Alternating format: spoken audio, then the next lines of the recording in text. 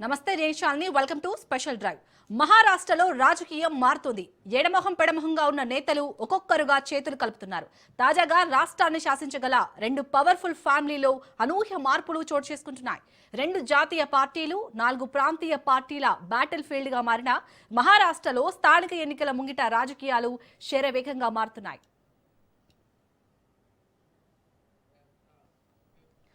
స్థానిక ఎన్నికల వేళ పవార్ కుటుంబం కలిసిపోయింది. శరద్ పవార్, అజిత్ పవార్ నాయకత్వాల్లోని ఎన్సీపీ, ఎస్పీ, ఎన్సీపీ పార్టీలు పింప్రి, చించ్వాడ్ ఎన్నికల బరిలోకి దిగనున్నాయి. ఈ విషయాన్ని మహారాష్ట్ర డిప్యూటీ ముఖ్యమంత్రి అజిత్ పవార్ వెల్లడించారు. తమ కొత్త కూటమికి తన బాబాయ్ శరద్ పవార్ నాయకత్వం వహిస్తారని తెలిపారు. ఇప్పటికే ప్రతిపక్ష మహాగఠబంధన్లోని కీలక పార్టీ ఉద్ధవ్ ఠాక్రేకు చెందిన శివసేన పార్టీతో కలిసి పోటీ చేయనున్నట్లు మహారాష్ట్ర నవనిర్మాణ్ సేన చీఫ్ రాజ్ ఠాక్రే ప్రకటించారు.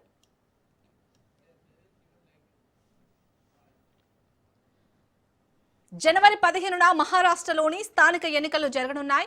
దేశంలోనే అతిపెద్ద కార్పొరేషన్ అయిన బృహన్ ముంబై కార్పొరేషన్ తో పాటు 28 కార్పొరేషన్లు, 32 జిల్లా కౌన్సిల్లు, 336 పంచాయతీ సమితులకు ఒకే రోజు పోలింగ్ జరగనుంది. ఇప్పటికే ఠాక్రే సోదరులు చేతులు కలపగా ఇప్పుడు పవార్లు ఏకమయ్యారు. మరి ఆయా పార్టీల విలీనం ఎప్పుడో అన్నది చూడాలి. రైట్, ఇక ఇదే అంశానికి సంబంధించి పూర్తి డిస్కషన్ మా ఇన్పుట్ ఎడిటర్ శ్రీకాంత్ చేస్తారు. శ్రీకాంత్, అసలు మహారాష్ట్ర రాజకీయాలు ఏ విధంగా మారబోతున్నాయి? Over to you. Shalini, thank you.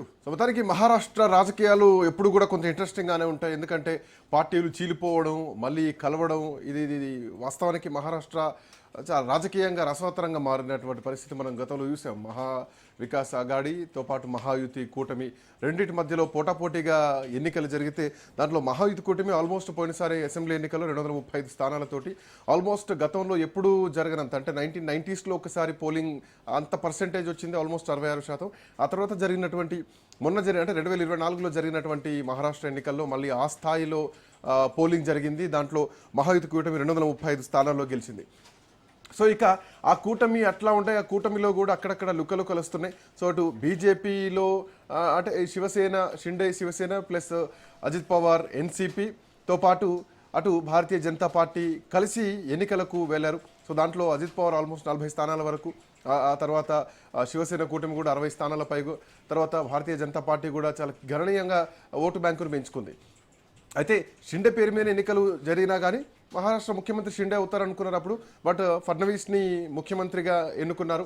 So ఆ తర్వాత అంటే ఈ మధ్య కాలంలో జరుగుతున్నటువంటి పరిణామాలు చూస్తే కనుక షిండే కూడా కొంత అసహనం వ్యక్తం చేస్తున్నారు భారతీయ జనతా పార్టీ పైన అన్నది కూడా కొంత వినిపిస్తోంది. ఎందుకంటే శివసేన ఇటు షిండేకి సంబంధించిన శివసేన పార్టీ నాయకులను కొంతమందిని భారతీయ జనతా పార్టీలో చేర్చుకున్న నేపథ్యంలో ఇది పొత్తు ధర్మం పాటించడం లేదు, సో ధర్మానికి విరుద్ధంగా వెళ్తున్నారంటూ కూడా శివసేన సంబంధించినటువంటి షిండే ఇప్పటికే కొన్ని కామెంట్స్ కూడా చేయడం జరిగింది.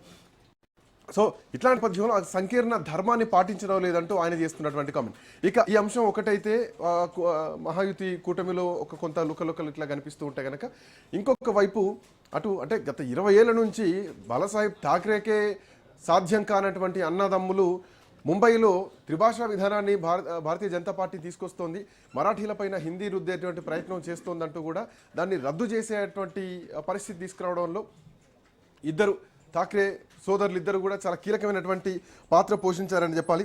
సో ఆ తర్వాత మళ్ళీ ఇప్పుడు అజిత్ పవార్తో పాటు శరద్ పవార్ వీళ్ళిద్దరూ కూడా మళ్ళీ కలుసుకోవడం కూడా రాజకీయాల్లో కొంత రసవత్తరంగా మారింది. ఎగ్జాక్ట్లీ మహారాష్ట్రలో స్థానిక ఎన్నికల సమయంలో కీలకమైనటువంటి పరిణామాలు అయితే చోటు చేసుకుంటున్నాయని చెప్పాలి. జనవరి 15వ తారీఖు ఎన్నికలు జరగబోతున్నాయి, 16న ఓట్ల లెక్కింపు జరగబోతోంది. సో ఈ డిసెంబర్ 30 వరకు కూడా నామినేషన్లు వేయడానికి అవకాశం ఉంది. సో ఇట్లాంటి నేపథ్యంలో మహారాష్ట్ర స్థానిక సంస్థల ఎన్నికలు చాలా క్రియాశీలకంగా ఉన్నాయి. భారతీయ జనతా పార్టీని ఓడించి ఖచ్చితంగా ఠాక్రే సోదరులు ఇద్దరు కూడా కలవడం అది మహారాష్ట్ర రాజకీయాలకు ఎంతో బలం చేకూరుస్తుంది. గెలుపు ధీమాను వాళ్ళు వ్యక్తం చేస్తున్నారు. మరోవైపు ఇటు శరద్ పవార్ అటు ఎన్సీపీ నుంచి ఇద్దరు కూడా మళ్ళీ మామాలు కలవడం కూడా కొంతవరకు హలో సత్యం గారు ఎట్లా ఉండబోతున్నాయి మహారాష్ట్ర స్థానిక సంస్థల ఎన్నికల్లో కీలకమైనటువంటి పరిణామాలు అయితే మనం చూస్తున్నాం. సో అంటే విడిపోయిన కుటుంబాలు మళ్ళీ ఏకమవుతున్నాయి. ఎట్లాంటి పరిణామాలు ఎక్స్పెక్ట్ చేయొచ్చు ఈ మున్సిపల్ ఎన్నికల్ని, స్థానిక సంస్థల ఎన్నికల్ని? సహజంగానే బీజేపీ వాళ్ళు ఓపెన్ గానే గతంలో మోడీ ప్రకటించాడు. ఆ ప్రాంతీయ పార్టీలు, చిన్న చిన్న పార్టీల వల్ల రాష్ట్రాల అభివృద్ధి దెబ్బతింటున్నాయి. తర్వాత ఉచితాలకు ప్రాధాన్యత ఇస్తున్నారు. తర్వాత స్థానిక అవసరాల కోసం సమగ్రమైన దృక్పథం లోపించడం వల్ల దేశానికి, రాష్ట్రాలకు నష్టం జరుగుతుందని చెప్పేసి వాళ్ళు సైద్ధాంతికంగా ప్రాంతీయ పార్టీలు వీక్ కావాల్సిన అవసరం ఉందని చెప్పేసి వాళ్ళు ఓపెన్ గా చెప్పారు గత 4-5 ఏళ్లుగా. దాంట్లో భాగంగానే వాళ్ళతోటి పొత్తు పెట్టుకున్నటువంటి అస్సాంలో ఏజీపీ అంతర్ధానం అయింది, ఉత్తరప్రదేశ్లో బీఎస్పీ అంతర్ధానం అయింది, గోవాలో గోవంతక్ పార్టీ అంతర్ధానం అయింది, హర్యానాలో చౌతాల పార్టీ అంతర్ధానం అయింది. ఇట్లా చాలా ప్రాంతీయ పార్టీలు దరిదాపు బీజేపీ తోటి తట్టుకోలేక డిజపేర్ అయినటువంటి పరిస్థితి చూశాం మనం.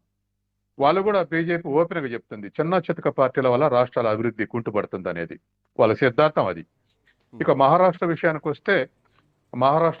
వస్తే ఇవాళ మహారాష్ట్రలో థంపింగ్ మెజారిటీతోటి బీజేపీ అధికారంలోకి వచ్చింది. అలా బీజేపీ స్వతంత్రంగా ఎట్లా అధికారం రాగలిగింది అంటే ఇటు ఎన్సీపీ జీలిపోవడం అసెంబ్లీ ఎన్నికల సమయంలో, తర్వాత శివసేన జీలిపోవడం, ఆ శివసేన నుంచి మళ్ళీ షిండే జీలిపోవడం, తర్వాత కాంగ్రెస్ బలహీన పట్టడం, ఇవి ఇట్లా ప్రతిపక్షం వైపునటువంటి ఘటనలో అనేక పార్టీలు విభేదాలతో ఉంటే మరొక వైపు షిండే పోయి బీజేపీతో కలవటంతో, తర్వాత శరద్ పవార్ నుంచి జీలిపోయి అజిత్ పవార్ తోటి కలవటంతో అధికారంలోకి రాగలిగింది. ఇప్పుడు స్థానిక సంస్థల ఎలక్షన్లు వచ్చేవరకల్లా ఎవరి ఎగ్జిస్టెన్స్ని వాళ్ళు కాపాడుకోవాల్సినటువంటి అర్జెన్సీ ఏర్పడ్డది, ప్రతిదానికి ఏర్పడింది. ఇప్పుడు శివసేన చీలిపోయి బాగా బలహీన పడింది. ఇప్పుడు కలిసి బాంబే మున్సిపాలిటీ నిలబెట్టుకుని అనుకోండి, మళ్ళీ వాళ్ళ వైభవం వెనకకు వచ్చే అవకాశం ఉంది. దానికోసం వాళ్ళిద్దరు త్రాపత్యపడుతున్నారు. అట్లాగే మహారాష్ట్ర రూరల్లో ముఖ్యంగా చక్కెర లాబీ వీళ్ళంతా కూడా ఒకప్పుడు శరద్ పవార్ సపోర్టర్స్. అట్లా శరద్ పవార్ కూడా తన కొడుకు వరుస అయ్యేటువంటి అజిత్ పవార్ ఇద్దరు చీలిపోవటంతో వాళ్ళు కూడా రూరల్ ఏరియాలో బలహీనపడ్డారు. తర్వాత ప్రతిపక్షాల సపోర్ట్ లేకుండా మరి కాంగ్రెస్ కూడా బలహీనంగా ఉంది. అందుకని ఇప్పుడు ఉన్నటువంటి పరిస్థితుల్లో ఈ చిన్న పార్టీలన్నీ కూడా మహారాష్ట్రలో వాళ్ళ ఎగ్జిస్టెన్స్ ని వాళ్ళు కాపాడుకోవటానికి. మహారాష్ట్రలో ఒక కీలక పాయింట్ ఏంటంటే అక్కడ మరాఠా సెంటిమెంట్ అనేది తీసుకురావడంలో, లేదంటే మొదటి నుంచి కూడా ఆల్మోస్ట్ 30 తోటే శివసేన దోస్తాన్లో ఉంది. ఆ తర్వాత శివసేన బీజేపీ నుంచి విడిపోయింది. శివసేన ఒంటరిగా అంటే కాంగ్రెస్ తో పాటు మిత్రపక్షాలతో కలుపుకొని గతంలో ప్రభుత్వాలు ఏర్పాటు చేసినటువంటి సందర్భాలు కూడా ఉన్నాయి. అంటే ఇప్పుడు ఈ షిండే వర్గం చీలిపోవడం, ఇటువైపు ఉద్ధవ్ ఠాక్రే, రాజ్ ఠాక్రే ఇద్దరు కలవడం, సో మహారాష్ట్ర సెంటిమెంట్ ఏమైనా వర్కౌట్ అవుతుంది అనుకోవాలా? ఎందుకంటే హిందీ భాష పైన వీళ్ళిద్దరు ఒక భారీ సభ పెట్టారు. ఇప్పుడు బాంబే ఎలక్షన్స్ కు మళ్ళీ సాధారణంగానే బీజేపీ కేంద్ర పథకాలు అన్నిటి పేర్లు కూడా హిందీలోనే పెడుతుంది. దక్షిణాదిలో అది అసౌకర్యంగా ఉందని దక్షిణాది ముఖ్యమంత్రులు, దక్షిణాది ఇంటలెక్చువల్ చెప్తున్నారు. అట్లాగే మహారాష్ట్రలో కూడా ముఖ్యంగా మరాఠా ప్రాంతంలో మరాఠా అభిమానం ఎక్కువ. దాని ఆధారంగానే బాల్ ఠాకరే శివసేన స్థాపించి ఎదిగాడు. ఇప్పుడు మళ్ళీ మరాఠా సెంటిమెంట్ ని ముందుకు తీసుకురావడంలో ఇద్దరు సోదరులు ఏకమయ్యారు. కాబట్టి మన మరాఠా ప్రాంతాన్ని, మరాఠా భాషని బీజేపీ హిందీతోటి ఎంకరేజ్మెంట్ చేస్తుంది. కాబట్టి మన మరాఠా ప్రాంతం, మన మరాఠా భాష ప్రాధాన్యత ఉండాలంటే ఖచ్చితంగా శివసేన అవసరం. దానికోసమే మేము ఏకమవుతున్నామని వాళ్ళు ప్రకటించారు. కాబట్టి ఇవాళ ఇప్పుడు మరాఠా భాష పేరు మీద మళ్ళీ సెంటిమెంట్ పేరు మీద ఏకం కావటానికి ఠాకరే సోదరులు ఏకమయ్యారు. తర్వాత ఎన్సీపీ అవి ఇప్పుడు షిండే బలహీనపోయినట్టే. ఎందుకంటే ఇటు తను బలంగా జీల్చినటువంటి ఎమ్మెల్యేలు ఆనాడు పోయారు, కానీ ఇప్పుడు వచ్చే వరకల్లా బాగా బలహీనపడ్డారు. చివరికి ముఖ్యమంత్రి అయితే అనుకుంటే షిండేని ముందే నష్టం చేస్తారు అనుకున్నప్పుడు ఒక చిన్న డైమెన్షన్ ఇచ్చారు, అయితే షిండేనే చేయవచ్చు ముఖ్యమంత్రి అని. కానీ ఆ తర్వాత షిండేలో ఉందంటారా? షిండే ముఖ్యమంత్రి అని వార్తలు వచ్చాయి. ఆయన దగ్గర ఏదున్నా ఇప్పుడు ఆయన దగ్గర ఏదున్నా షిండే సరెండర్ కాక తప్పదు. ఎందుకంటే ఆ తర్వాత జరిగిన ఒక ఉప ఎన్నికలో గతంలో ఎలక్షన్ జరగకముందే ఠాకరే గెలిచాడు. కాబట్టి వాళ్ళ ఠాకరే సోదరులు ఏకమయ్యి తర్వాత శివసేన ఏకమవుతుందన్న ఫీలింగ్ వచ్చిన తర్వాత ఇంకా షిండే మిగిలే అవకాశం లేదు. కాబట్టి సహజంగానే శరద్ పవార్ తన కొడుకు ఏకమైతే వాళ్ళు కొంత పుంజుకునే అవకాశం ఉంది. ఈ తర్వాత శివసేన సోదరులు ఇద్దరు, ఠాకరే సోదరులు ఇద్దరు ఏకంగా వాళ్ళు కొంత పుంజుకునే అవకాశం ఉంది, ముఖ్యంగా అర్బన్ ఏరియాలో. తర్వాత తర్వాత ఇవాళ ఉన్నటువంటి ఒకవేళ ఎన్సీపీ తోటి పొత్తు పెట్టుకుంటే అక్కడ కొన్ని పాకెట్స్ లో వర్లీ మొదలైన ప్రాంతాల్లో వామపక్షాలు, తర్వాత అర్బన్ లో ఇంకా ఇతర పార్టీలు, ఇటువంటి ప్రజెంట్ వర్కర్స్ అండ్ పార్టీ, పీడబ్ల్యూపీ ఇటువంటి పార్టీలు ఏకమైతే ఎన్సీపీ తోటి కొంత అర్బన్ లో, రూరల్ అర్బన్ లో వీళ్ళు, బాంబే తర్వాత అర్బన్ లో మొదలైనటువంటి అర్బన్ లో శివసేన పుంజుకుంటే రేపు కొంత మేరకు బీజేపీ వ్యతిరేకంగా పోరాడే వాళ్ళకేమో కొంత అనుకూలత ఏర్పడుతుంది. కాదు బీజేపీ తోటి బేరం ఆడాలన్నా బేరమేడే శక్తి పెరగాలంటే ఈ రిజల్ట్స్ లో వాళ్ళు పుంజుకోవాల్సిన అవసరం ఉంది. కాబట్టి రెండు వైపులా ఎవరి అస్తిత్వాన్ని వాళ్ళు కాపాడుకోవటానికి ఏకమవుతున్నారు. మరి బీజేపీ మంచి ఊపులుంది, థంపింగ్ మెజార్టీ తోటి వచ్చినటువంటి సీట్లతోటి. స్థానిక సంస్థల ఎన్నికలు వచ్చే వరకల్లా కొంత చీలిపోయే అవకాశం ఉంది ఓటింగ్ శాతం. ముంబై మున్సిపాలిటీలో గతంలో చూసుకున్నా, 1990s లో చూసుకున్నా, లేదంటే 2007లో చూసుకున్నా, 2020 వరకు చూసుకున్నా కానీ, 2002లో చూసుకున్నా కానీ ఎక్కడ బృహన్ ముంబై ఓవరాల్ గా శివసేననే గెలిచినటువంటి సందర్భాలు మనం చూసాం. శివసేనకు ఒక బలమైనటువంటి ఓటు బ్యాంక్ ఉంటుంది. సో ఇప్పుడు ఇద్దరు కలిసారు కాబట్టి. శ్రీకాంత్, గతంలో ఉన్నటువంటి శివసేనని బలహీనపరచడానికే ఇద్దరు అన్నదమ్ములు చీల్చారు, మళ్ళీ దాంట్లో నుంచి షిండేని చీల్చారు బీజేపీ. ఆ చీలికలో బీజేపీ బలపడటానికి ఇంకా ప్రయత్నం చేస్తుంది. తర్వాత వాషౌట్ చేయడానికి కూడా ప్రయత్నం చేస్తుంది. ఎందుకంటే శివసేన కూడా హిందుత్వనే ప్రైమ్ ప్రిన్సిపల్ గా ఉండి పాటిస్తుంది కాబట్టి, మరాఠా అనేటువంటి ఒక భాష తప్ప మిగతా అన్ని విషయాలు సిమిలారిటీస్ ఉన్నాయి కాబట్టి బీజేపీ శివసేన ఉండటం బీజేపీకి ఇష్టం లేదు. కాబట్టి ఇవాళ గత 10 ఏళ్లుగా శివసేనని బలహీనపరుచుకుంటూ వచ్చింది. తర్వాత బీజేపీ తోటి పొత్తు పెట్టుకుని గెలిచినటువంటి ఉద్ధవ్ వాళ్ళను మింగేస్తుందన్న విషయం తెలుసుకొని దూరం జరిగాడు బీజేపీకి. కాబట్టి బీజేపీ ఇప్పుడున్నటువంటి ఆర్ఎస్ఎస్ గైడెన్స్ బీజేపీ కానీ చీలికలకు కారణం, ఇప్పుడు గతంలో మీరు అన్నారు బీజేపీ చీలికలకు కొంత ప్రాధాన్యం ఇచ్చింది, అటు శివసేన నుంచి అన్నదమ్ములను కానీ, లేదంటే ఇటు ఎన్సీపీని శరద్ పవార్ నుంచి అజిత్ పవార్ను చీల్చడం కానీ ఇవి జరిగినాయి. బట్ ఇప్పుడు అజిత్ పవార్ ఆల్రెడీ అక్కడ డిప్యూటీ సీఎంగా ఉన్నారు. ఆయనే మళ్ళీ శరద్ పవార్ దగ్గరికి కలవడం, శరద్ పవార్ నేతృత్వంలోనే రేపొద్దున ముంబై మున్సిపల్ ఎలక్షన్స్కి ముందుకెళ్లడం. ఓవైపు ఠాక్రే బ్రదర్స్ ఎంత స్ట్రాంగ్ ఉన్నారో వీళ్ళ కలయిక కూడా ఎంతవరకు ఎఫెక్ట్ ఉంటుందన్నది పాయింట్ అయితే కనుక బీజేపీ ముందున్నటువంటి ఆప్షన్స్ ఏంటి ఇక్కడ? ఇప్పుడు బీజేపీ మిగతా ప్రతిపక్షాలు అన్నింటినీ కూడా కార్నర్ చేయలేదు, వెళ్తే వీళ్ళు సరెండర్ అవుతారు. అట్లా కాదు, వీళ్ళు బలం పుంజుకున్నారు అనుకోండి, రేపు ప్రభుత్వానికి కూడా మేము ఉండం బయటికి వెళ్తామనో, లేదా మేము అధికారం పంచుకోవడం బయట నుంచి సపోర్ట్ చేస్తామనో ఇటువంటి స్టేట్మెంట్లు వస్తాయి వీళ్ళు బలపడితే. అజిత్ పవార్ బలపడ్డా లేకపోతే ఠాక్రే బలపడ్డా అటువంటి స్టేట్మెంట్లు వచ్చే అవకాశం ఉంది. కాబట్టి రాజకీయ పొందికల్లో ఖచ్చితంగా మార్పు వస్తుంది ఎలక్షన్స్ యొక్క రిజల్ట్ని బట్టి. కానీ బీజేపీ మాత్రం వీళ్ళన్నిటిని కూడా, ఎందుకంటే ఇప్పుడు బీజేపీ ఒక మోడీ బలంగా ఉన్నప్పుడే దేశవ్యాప్తంగా అన్ని రాష్ట్రాల్లో బీజేపీని ఎస్టాబ్లిష్ చేయాలి, బలోపేతం చేయాలన్నటువంటి ఒక మార్గంతో గత 10 ఏళ్లుగా ప్రయాణం చేస్తూ ఉంది. కాబట్టి దానికి మిత్రులు శత్రులు అనే భేదాభిప్రాయం లేదు, బలపడటమే తన లక్ష్యం. కాబట్టి అవసరం వచ్చింది కాబట్టి వాళ్ళ 400 సీట్లు వస్తాయనుకున్న బీజేపీ బలహీనపడి చంద్రబాబు నాయుడు మీద, నితిన్ మీద ఆధారపడి ఉంటుంది. కాబట్టి బీహార్ ఎలక్షన్ అనేది భారతీయ జనతా పార్టీకి ఒక పెద్ద బూస్టప్ అని చెప్పాలి. బీహార్ లో గెలిచిన తర్వాత మళ్ళీ ముంబై ఎలక్షన్స్ ను కూడా అంత సీరియస్ గా తీసుకోవాల్సింది. ముంబై ఎలక్షన్ అనేది చిన్న విషయం ఏం కాదు. ఈ ఎఫెక్ట్ ఖచ్చితంగా రాబోయేటువంటి ఎన్నికల పైన కూడా ఎఫెక్ట్ ఉంటుంది. ఖచ్చితంగా బీహార్ ఎలక్షన్స్ ఇవాళ నితిన్ మీద బీజేపీ ఆధారపడింది పార్లమెంట్ అప్పుడు, ఇప్పుడు నితిన్ బీజేపీ మీద ఆధారపడాలి ముఖ్యమంత్రిగా కొనసాగాలంటే. కాబట్టి ఇప్పుడు నితిన్ కుమార్ తోటి పెద్దగా ప్రమాదం ఏం లేదు బీజేపీకి బీహార్ లో. కాబట్టి ఎక్కడైనా బీజేపీ అనుసరించే తన సొంత పార్టీని బలపరచుకోవటం, ఇతరులను బలహీనపరచడం అనేటువంటిది వాళ్ళ ఎజెండాగా అమలు జరుగుతుంది. వాళ్ళ ఇంకోటి కూడా, వాళ్ళనేం కొట్టాల్సిన పని లేదు, వాళ్ళ ఆర్గనైజేషన్ల స్ట్రెంత్ ముందర ఇవి నిలబడలేకపోతున్నాయి ప్రాంతీయ పార్టీలు, పొత్తుబట్టుకున్నటువంటి ప్రాంతీయ పార్టీలు.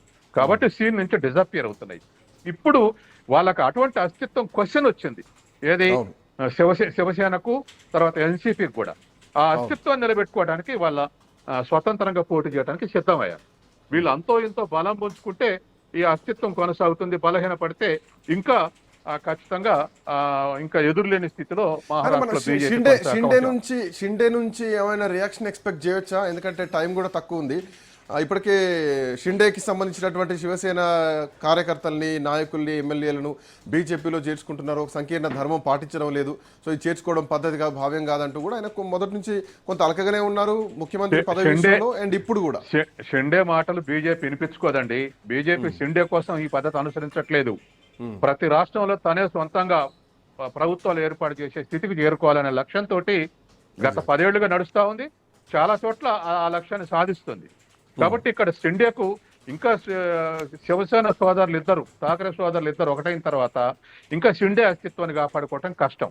అటు బీజేపీ కన్నా సరెండర్ కావాలి, ఇటు శివసేన కన్నా సరెండర్ కావాలి తప్ప ఇంకో ఆల్టర్నేటివ్. ఇప్పుడున్నటువంటి పరిస్థితుల్లో ఇద్దరు రాజ్ ఠాకరే, ఉద్ధవ్ ఠాకరే ఇద్దరు కలిసి ఒకే వేదికను పంచుకున్నారు. ఇద్దరు కలిసి ఎన్నికల్లో పోటీ చేస్తున్నారు.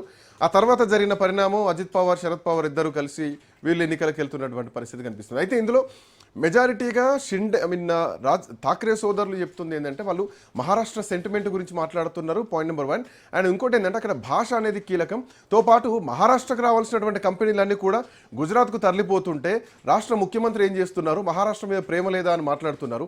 కొన్ని డైమండ్ కంపెనీస్ కూడా మహారాష్ట్రకే రావాలి, దాన్ని కూడా గుజరాత్కి వెళ్ళిపోతుంటే సీఎం ఏం చేస్తున్నారు. సో ఇది అసలు మహారాష్ట్రలో బీజేపీ మహారాష్ట్ర పార్టీ కాదు, మహారాష్ట్ర పార్టీ అంటే స్థానిక పార్టీయే, శివసేన పార్టీ అనే నిదానాన్ని తీసుకుపోతున్నారు. సో ఎంతవరకు ఇది వర్కౌట్ అవుతుంది అనుకోవచ్చు? సెంటిమెంట్ ఎంతవరకు? అది సెంటిమెంట్ ప్రతిసారి వర్కౌట్ చేస్తుందని మనం చెప్పలేము.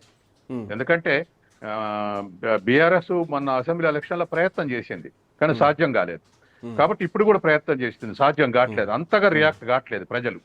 కాబట్టి సెంటిమెంట్ అన్ని సమయాల్లో సెంటిమెంట్ సాధించడం సాధ్యం కాదు. కానీ ఆనాడు మహారాష్ట్ర నుంచి గుజరాత్ విడిపోయిందే, మహారాష్ట్ర నుంచి గుజరాత్ విడిపోయింది. కాబట్టి ఆ రెండింటి మధ్య వైరుధ్యం ఉంది కానీ అది పాత సంప్రదాయం. ఇప్పుడు అది వర్కౌట్ అవుతుందా లేదా అనేటువంటిది ఇంకొకటి. కాబట్టి మరాఠా భాష మీద వర్కౌట్ అవుతుందా లేదా గుజరాత్ వ్యతిరేకత మీద ప్రాంతీయ తత్వం వర్కౌట్ అవుతుందా అనేటువంటిది అసెంబ్లీ ఎన్నికల్లో అయితే కొంత పనిచేస్తాం. కానీ స్థానిక ఎన్నికల్లో ఎప్పుడు కూడా స్థానిక బలాలు, స్థానిక గ్రూపులు పోటీ చేసేటువంటి క్యారెక్టర్ దగ్గరగా ప్రజల దగ్గర ఉండి పోటీ చేస్తారు. కాబట్టి వాళ్ళ యొక్క నీతి నిజాయితీలు కూడా పనిచేస్తాయి. కాబట్టి కేవలం ఇవే సెంటిమెంట్లు స్థానిక సంస్థల ఎన్నికల్లో అంతగా పనిచేయవు. కానీ వీళ్ళందరూ ఏకమైతే వచ్చేటువంటి స్ట్రెంగ్త్ తోటి కొంత రెసిస్ట్ చేస్తారని చూడాల్సిన అవసరం ఉంది. రైట్, థ్యాంక్ యూ సత్యం గారు, థ్యాంక్స్ ఫర్ జాయినింగ్. సో మొత్తానికి మహారాష్ట్ర మున్సిపల్ ఎన్నికలు ఒక కొత్త సంచలనంగా మారుతున్నాయని చెప్పడంలో ఎట్లాంటి సందేహం లేదు. అటు ఎన్సీపీ నుంచి విడిపోయి షిండే కూటమితో కలిసి భారతీయ జనతా పార్టీలో ఉప ముఖ్యమంత్రిగా ఉన్నటువంటి అజిత్ పవార్ శరద్ పవార్తో భేటీ కావడం, మరోవైపు రాజ్ ఠాకరే, ఉద్ధవ్ ఠాకరే ఇద్దరూ కూడా ఒకే వేదికను పంచుకోవడం, వాళ్ళిద్దరూ కలిసి పోటీ చేస్తున్నామని చెప్పడం, గతంలో బృహాన్ ముంబై ఎలక్షన్స్ లాంటి సీన్ని మళ్ళీ రిపీట్ చేయబోతున్నాం అంటూ వాళ్ళు చెప్తున్నారు. మహారాష్ట్రలో ఈ ఠాకరే బ్రదర్స్ ఒకటైన తర్వాత రాజకీయ ముఖ చిత్రం పూర్తిగా మారిపోయింది. మరోవైపు అటు పవార్ ఫ్యామిలీ కూడా కలవడంతో ఇంకొక నెక్స్ట్ లెవెల్కి వెళ్ళిపోయిందని చెప్పాలి. చూడాలి మహారాష్ట్ర ప్రజల తీర్పు ఎట్లా ఉండబోతుందో ఈ స్థానిక సంస్థల ఎన్నికల్లో. That's all for now, keep watching.